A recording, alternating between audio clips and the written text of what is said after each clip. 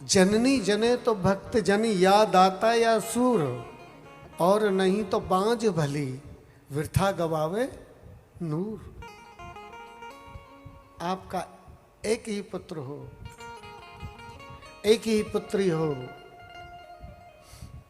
लेकिन तुम्हारा वो पुत्र, तुम्हारी वो पुत्री जहां जाए अध्यात्म का प्रकाश कर दे। एक संतान आपकी हो, जरूरी नहीं कि आपके 100 हो, लेकिन वो कैसी हो? वो ऐसी हो कि जहां जाए वो तुम्हारी छाप छोड़ दे कि हाँ ये किसी रस के हैं रसिक, कहीं ये संस्कार की पाठशाला में संस्कार लिए हैं। ऐसे बनाओ अपने बच्चों को, धर्म के प्रति, सनातन के प्रति, संस्कारों के प्रति, संतों के प्रति।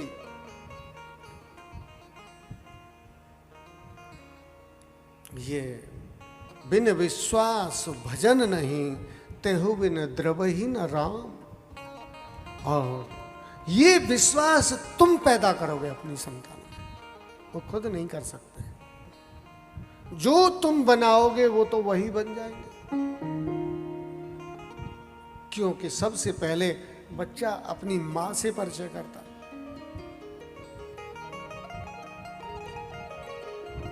पिता से बाद में करता है।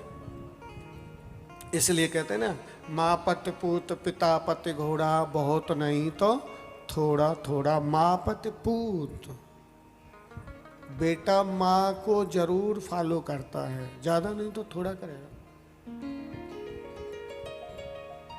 इसलिए हमारे श्रीमान जगदीश प्रसाद शुक्ला जी तो महापुरुष हैं ही, इसमें कोई दो राय नहीं है। लेकिन हमारी कृष्णा माता जी, जिनका प्रातः काल सुंदर कांड से होता है, जिनका, आप सबसे भी कह रहे हैं, जिनका प्रातः काल सुंदर कांड से होता है, उनकी संतान सुंदर कांड का ही चलता फिरता स्वरूप होगी। और इनकी संतान वास्तव में ही सुंदर कांड का चलता फिरता रूप है। नहीं, मैं तारीफ नहीं कर रहा हूँ कि मैं ऐसे तारीफ कर रहा हूँ, नहीं, वो है ही ऐसे, फैमिली है ही ऐसे। और उसमें मैं योगदान दूंगा कृष्णा माता जी को कि जिनका प्रभात सुंदर कांड से होता है। इसलिए माँ में अगर वो डिवाइन शक्ति का होगा तो बच्चों में जरूर आएगा। इसलिए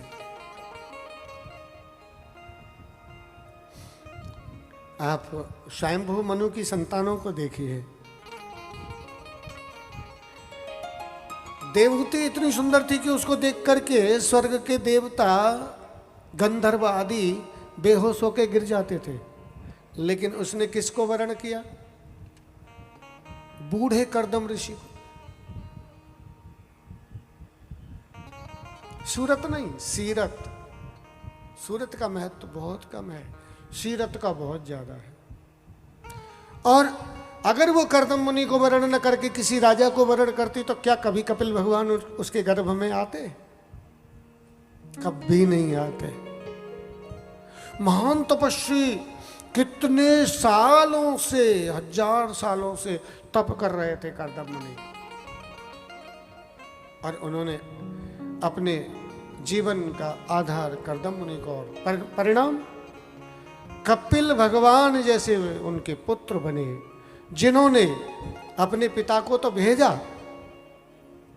तप के लिए, और अपनी माँ का भी उद्धार किया।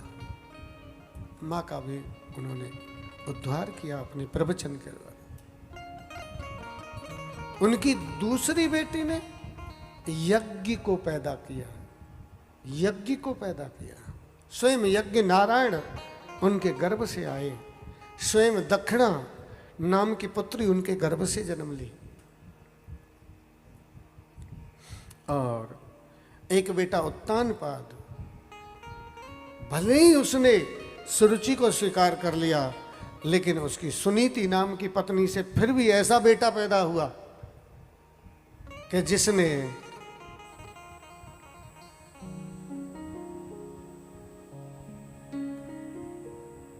ऊपर से उस ऊपर वाले को नीचे बुला।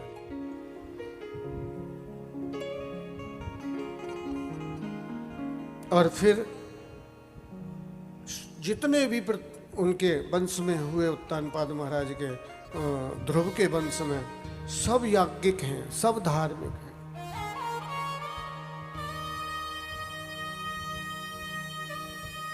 हमारा सनातन धर्म अंधविश्वास का नहीं है। जो अंधविश्वासी लोग हैं ना, वो वास्तव में धार्मिक नहीं है। ये अंधविश्वास नहीं है। जो रियल है वही विश्वास है।